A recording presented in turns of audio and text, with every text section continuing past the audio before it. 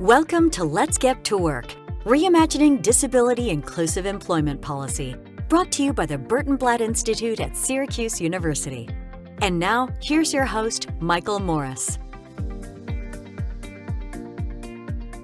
Welcome. This is our wonderful new podcast series, Let's Get to Work, Reimagining Disability Inclusive Employment Policy. I'm very excited today to bring you our special guest, Rebecca Cokley, who plays a very important role at the Ford Foundation. We'll be talking with her about that. But let's jump right in to some questions. Rebecca, it's glad to see you again. And let's start off with just talking about this unique position you have at the Ford Foundation that allows you to invest in unprecedented funding of activities that's reshaping the participation of people with disabilities in our society, but most importantly in the labor force that can advance their economic well-being. I know you're looking a lot at intersectionality, the intersection between race, ethnicity, gender, and sexual orientation. Can you share with our listeners your goals to change opportunities for economic empowerment for people with disabilities, and particularly those have been devalued and marginalized? Thank you so much, Michael. I like to say that I've had a history of having the best jobs in the disability community. So currently I serve as the U.S. Disability Rights Program Officer at the Ford Foundation, which is the first role of its kind at Ford and largely across big time philanthropy, you could say. So I manage a portfolio, and the focus of our portfolio, or one of the major focuses of our portfolio, is economic justice. We know that people with disabilities make up the majority of low-wage workers. We know that people with disabilities are underpaid, underinsured, underemployed. If there is an under, we are the unders. And at the same time, we are disproportionately represented across other marginalized communities, whether it be communities of color, Indigenous communities, among women, among LGBTQIA folks, among immigrants. And so there's no way, no policy that could be developed focusing on ameliorating poverty in this country, or frankly in the world, that will ever be successful if people with disabilities are not included and are not centered in that conversation. And that is really the forefront value of the grant making that we're conducting over these next several years. As we're, one of the first things that we did was bring the community to the table. We had over 150 individual conversations and a series of community-based strategy sessions, talking to folks with disabilities, talking to family members, talking to disability service providers and allies, talking to people with disabilities who don't work in the disability community, or what I lovingly call the disability cabbage patch, as it were, and said, what should we be investing in? Where is the need? And what we heard time and time again was working at getting at the nexus, or the Ouroboros, as you will, of disability and poverty. And so our grant making in our first year had a significant focus on that. The other major focus is on building the field, because we also know that we can't have the kind of change we need to have, or we can't drive the kind of change that we need to drive if we don't have advocates to push it. And so in year one of the things that we were really excited to fund is a grant to the Century Foundation, to my old colleague and partner in crime, Rebecca Vallis, who is working to build out a disability and economic justice roundtable, bringing together leaders in the disability policy space with leaders doing anti-poverty work, actually sitting down to say, how do we reformat or reformulate nutrition policy to better meet the needs of people with disabilities and their family? For example, most SNAP policies won't pay for you to have pre-cut or, pre-cooked meals. And that is a real challenge for people with disabilities, for whom being able to go in and get cut up fruit is an accommodation, or being able to go in and get, wings or a salad that's pre-prepared is an accommodation. We are delving into looking at the issues facing Native Americans with disabilities, who are disproportionately impacted by poverty. And so we're pleased to be funding Jen Deerenwater's organization, Crushing Colonialism, which is the first Native-led disability justice organization. And we see that as a key piece of the work as well. And so it's both about how are we getting to the policy areas that we need to focus on, but how are we also building up the people who are impacted by the bad policy? Rebecca, let me take you from there to talking about the future of work. Poverty is endemic to people with disabilities because people with disabilities are not in the workforce in the way they should be. For you, how do you see the future of work, whether it's flexibility in terms of where you work, hours of the day you work, maybe it's entrepreneurship? How do you expect the changes related to the future of work will impact people with disabilities? Well, I think there is no new normal. I continue to hear people say, well, as we get to the new normal or as we get to post-COVID, I hate to be Debbie Downer or the disability community's Cassandra, but that's just not happening. I think we've seen it where disabled people and our allies have fought for flexibility in the workplace for decades, since the ADA and even before the ADA. And so when I hear employers continue to communicate, well, when everybody's back in the office 8 hours a day, 5 days a week, and that's just not happening. And I think we're seeing not just people with disabilities, but people across the workforce broadly saying that doesn't work for me. Why does it have to be that way? And so the continued pushing for increased flexibility isn't going anywhere. I mean, Jort's the cat. There is an internet cat that is actively talking about workplace flexibilities. Once the cats start unionizing, I think we're all screwed. But, it continues to drive home the conversation that work shouldn't look the same in a post or in this next phase of COVID as it's looked for the last 30, 40, 50, years even before that. But it does mean that we need to see some changes. And it means we need to, talk about both the good parts of the Fair Labor Standards Act and the challenging parts, such as, the creation of the subminimum wage and continuing to drive the need for that to change. It means that we need to ensure that people with disabilities are included when the Small Business Administration is talking about marginalized communities for targeted minority-owned small business grants. Whereas right now we aren't at the table, we aren't included as a group, but yet we know that people with disabilities are one of the fastest growing groups of entrepreneurs. It means, really having the conversation around asset limits, which I'm really excited to see continue to be part of the conversation. And I know Senator Brown has been really committed to driving asset limit reform. And in the last couple of months, we've seen both governors in California and New York really want to push to significantly raise asset limits for Medicaid in their states in such a way. I mean, we're talking about going from $2,000 a month to like or being able to have hundreds of thousands of dollars in savings. And that's going to be reality shifting for the disability community in some really key ways.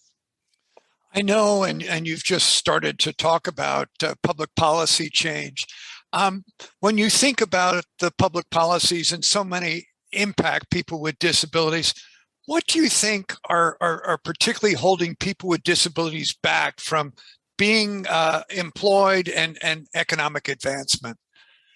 I think that the conversation around how you must be, I think work requirements that we saw rolled out in a number of states over the last several years are really problematic. For so many people with disabilities, being forced to choose between full-time employment, whereas you may or may not be able to actually find a full-time job that accommodates you and meets your needs, and your health care, that's blackmail, that's extortion. And it needs to change. I think continuing to create pipelines for our young people. I can tell you one of the things that's terrifying me right now is what we're seeing happening on our college campuses as students with disabilities are being told that the accommodations they had during COVID are no longer available, are being told that remote learning is no longer a reasonable accommodation under law when we've actually just come out of 2+ years of it. And students are having to contemplate dropping out of college because they can't have the services that they need. And it's ridiculous. I am terrified at the prospect of losing a whole generation of disabled college graduates because all of a sudden, colleges don't want to provide accommodations that they've been providing for the last several years, or they're not wanting to provide them going forward. And that really is scary to me in this moment. I know that with COVID, as you mentioned, we're not out of it yet. We actually have seen some increase in employment of people with disabilities, huge numbers of jobs, millions of jobs going unfilled. And so I think we're beginning to see businesses looking at people with disabilities as an untapped group with talent and to be a part of their labor force. What are you seeing from your vantage point, and are there ways business culture can change even more rapidly? Definitely. I think that we are starting to see a shift, and we saw it definitely numerically during the height of the coronavirus pandemic. People with disabilities, many of whom were already looking to work from home, many of whom needed flexible hours, many of whom are also caregivers in their own right for loved ones. And so, we saw disability employment increase significantly. I think as we move forward, there really is the opportunity for employers to actually sit and examine what are the essential functions of the job and where can it take place. The thing that I equally fear, though, and this is always the challenge, is how do we make sure that it's centered on what the needs of the employees are, so we don't end up in a situation whereas I could easily see employers saying, well, great, if I hire a bunch of disabled employees, we can just have them work from home and not have to make our business accessible. We don't have to move into an accessible building. We don't have to, make sure that there's an elevator or, a modified bathroom if all of our disabled employees are frankly segregated in their homes. And so how do we move this from an accessible or not, or an inclusive or not conversation to one grounded in like the universal design of work as we move forward? Yeah. I know very much about how much Social Security rolls hold people back with disabilities. And we see every year, a number of bills introduced in Congress. Unfortunately, most of them don't move.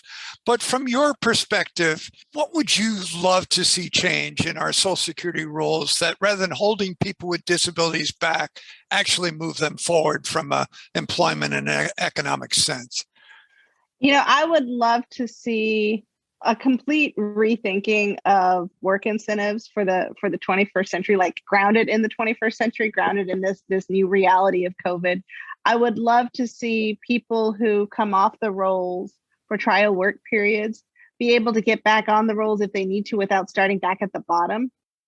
I would love to see significant reforms to continuing disability reviews, so that if your disability isn't going anywhere, you're not having to continue to go through them. I watched my mom go through them, and I remember her going to see a doctor who had clearly never seen a person with dwarfism before, and him asking her, so how long have you been like that? And she was she's like, you mean not being able to move my arms, which was the problem that led to her signing up for Social Security, and being like, no, like short. And she was like, 43 years. And he was like, I've never seen that before. And I remember as a young person at the time, I was involved in youth activism through the National Youth Leadership Network, being like, how are you qualified to do your job? Like, to when you've never, you're a Social Security examiner and you've never seen a person with dwarfism and you didn't know it existed. Like, we have a problem here. I also though think, Michael, that we actually need to invest in Social Security. We need robust investment in it as a federal agency. We've seen it frankly decimated as an agency. They've had huge numbers of resignations and retirements, a huge lack of leadership across the agency, a lack of ingenuity and innovation across the agency. I would love to see Social Security become the model employer within the federal government for people with disabilities, and actually be shifted by the people that work there. I think, remanning all of these offices that have closed through the pandemic, Social Security and the Post Office, to me, are the two agencies, and the IRS are the three agencies that know how to find people, that know how to that actually touch the American people. And the fact that it has been so chronically underfunded, it was practically destroyed under the last administration through multiple, or at least it was the destruction was attempted multiple times, to actually sit and say, so what would reform to these programs look like?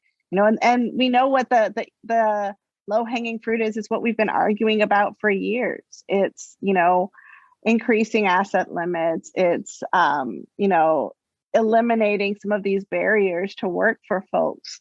But I think that there's so much more that can be done, particularly for our young people, because to sign up on that program, often then families will encourage them, well, you can't leave the program because then you'll never have insurance again. How could we actually create a program that has mechanisms that allow our young people to thrive and to transition into work without immediately losing their health care? How do we on the CMS side, how do we push for Medicaid portability? I think we all know stories of people who got so many hours of HCBS in one state. I remember a young man who had a full ride to Harvard and had to stay in Illinois because in Illinois he got 16 hours of home care, and in Massachusetts he would have gotten 4.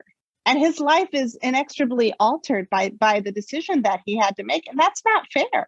The points you make about Social Security, access to health care, asset limits, these are many of the areas that this new center, the Center for Study Disability Inclusive Employment Policy, will be working on over the next 5 years, funded by the National Institute on Disability Independent Living and Rehab Research, a group of researchers from Harvard, Rutgers, and Syracuse universities.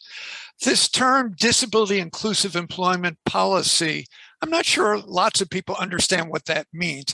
What does it mean to you? To me, it means having Taryn Williams as Assistant Secretary of the Office of Disability Employment Policy at the U.S. Department of Labor. The fact that ODEP is now being driven by a Black disabled woman is a powerful thing. And not just because she's one of my oldest friends in DC and we started out together at IEL, and I may have recruited her to be my boss once or twice.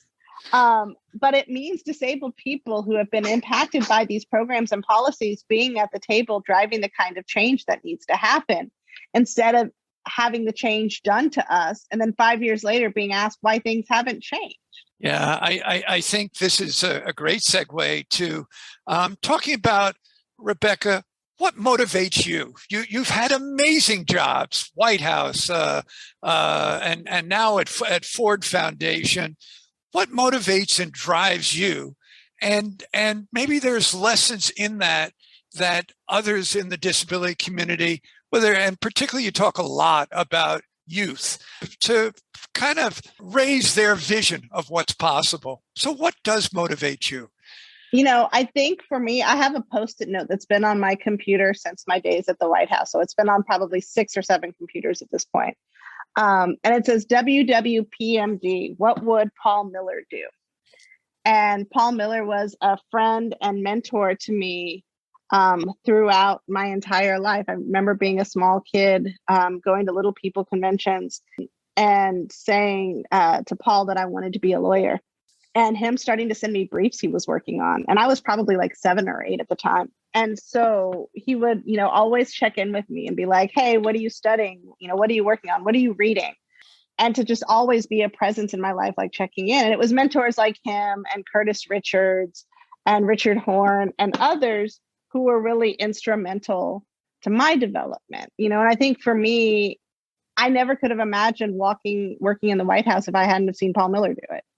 And one of my favorite things to do when I worked in the Obama White House was giving tours specifically to young people with disabilities and watching this next generation of young people come up and be used to seeing people with disabilities working in the White House. Are used to turning on C-SPAN and seeing members of Congress with disabilities like Senator Duckworth, Senator Tina Smith, Representative Ayanna Pressley, Representative Katie Porter, all of whom identify as part of the community, is really powerful. I think about kids like Zia Mara from Little Lobbyists, who I talked to one day, who called me. They were on their way back from a playground that they were told was accessible, and it wasn't. And I was like, Zia Mara, how was the playground? And she was like, that was a bullshit playground. And I remember laughing so hard. And I was like, well, why? And she's like, it was completely inaccessible. They said it was, but there was no swing I could ride on. Every kid with a disability should be able to go to their neighborhood playground and ride on a swing. And it is ridiculous that 32 years after the ADA, we're still not there. That is what keeps me motivated. Well, let's go back to one of the issues you mentioned, which relates to entrepreneurship and small business ownership. You're well aware, and I'm sure many of our listeners are, people with disabilities actually start small businesses way outside the expectations of the general public. But I'm not sure that government or the private sector have done enough and to really encourage small business development, entrepreneurship by people with disabilities. Do you have some thoughts about that, and how can we do better? I would really love to see the Department of Health and Human Services come up with an innovation fund. We had an innovation fund over at the Department of Ed when I worked for Secretary Duncan. But to be able to say, like, what are the things that people with disabilities need, and how can we support disabled scientists, disabled innovators, disabled entrepreneurs in creating it? I mean, why is it that so many disabled people continue to die because of bed sores? Why do we have wheelchairs that can go upstairs, can moonwalk, but cannot cure or prevent bed sores? And it's ridiculous to me. Why don't we have prizes like the MacArthur Genius for innovation and disability that would encourage not just people with disabilities to suggest ideas, but people with disabilities to actually solve problems? Why has it taken years to actually get an umbrella that you can mount on a walker or a wheelchair? I remember going to Disneyland with my dad when I was probably 5 or 6 and having to wear the parka and drape a parka over him and the battery pack that I was standing on the back of his chair because we were afraid of the battery shorting out. Why isn't there an umbrella that just mounts to wheelchairs? Some of this stuff, why are wheelchairs still ugly and not sexy when we have sexy cars? Sexy wheelchairs, sexy rollators, sexy canes. I remember writing John Kemp one time because I had a staff person that needed a new cane. And he's like, I don't want a cane that looks like a medical cane. I remember writing John Kemp and being like, John, you are one of the most stylish men in the disability community. Where do I turn my staff people to find a sexy cane? And I remember him laughing so hard and him being like, here are 3 websites to use, Becca.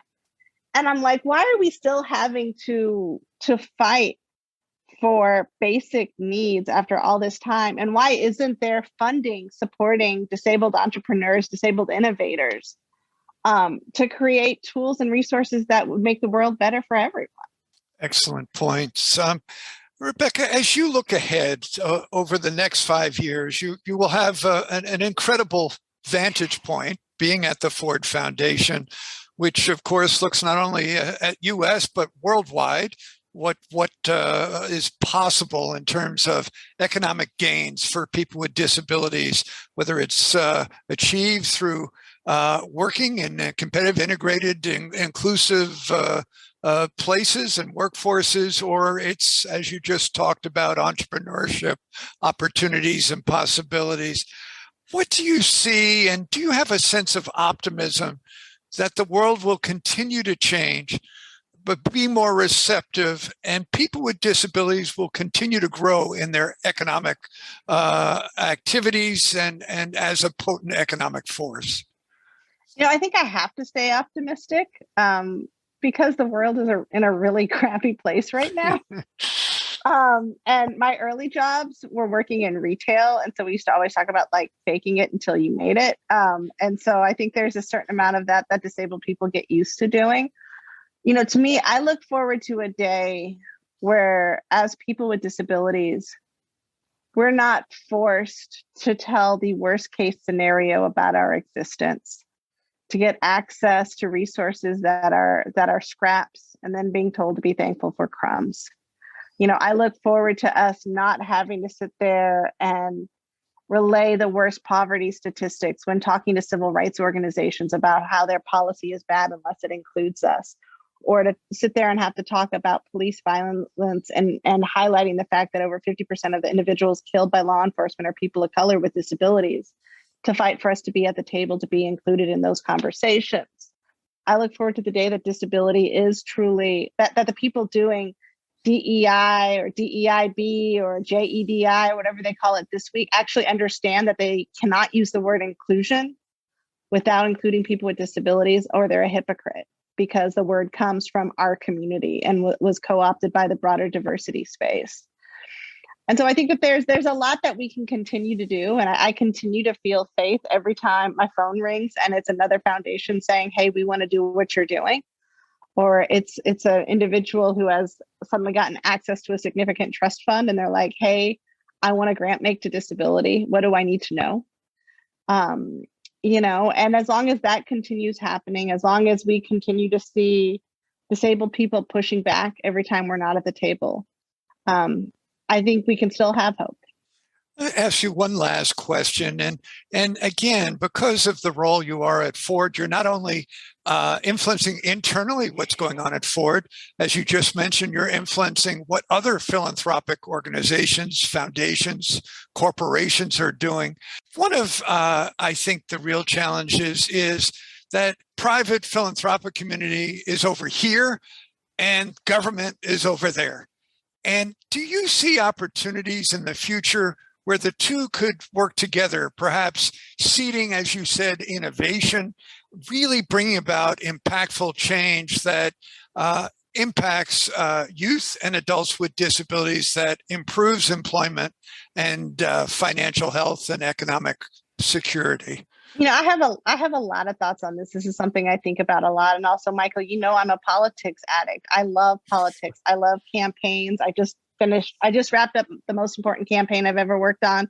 My son's 5th grade student council election was today at 11 o'clock, still waiting for results. I think that there is the opportunity for increased conversation. I think as we're seeing folks on the Hill actively talk about asset limits, as they're talking about paid family medical leave, and we know that 40% of people with disabilities have access paid leave to care for someone who's not a biological relative. Like, these are tables that we need to be at. And as Ford's pushing, and we're seeing a number of our colleagues in the philanthropic space push for an increased understanding of what inclusive economic justice looks like, and we're seeing the Hill start to have these conversations, we can't have them in a silo. We have to sit down with each other so that they can ask us, what are you seeing from your grantees? Like, what are you seeing in the field? We can reach out to them and say, hey, we're missing something happening in your district. Like, we've heard that there's this innovative thing, or what is it that you're thinking about? And obviously being very mindful of C3 rules and not lobbying. But how can we educate and inform each other on best practice so that it no longer is the right hand not knowing what the left hand is doing, but us working in conjunction to drive the kind of change that disabled people expect us to be driving? Well, Rebecca, as always, your vision, your views, your perspective are absolutely what the world needs to hear. Hopefully this podcast will be listened to by thousands of people across the country, employers, policymakers, people with disabilities, and others. Thank you so much for the time today, and we just appreciate you and what you're doing. Thank you. Thank you so much, Michael. It's always fun to be here.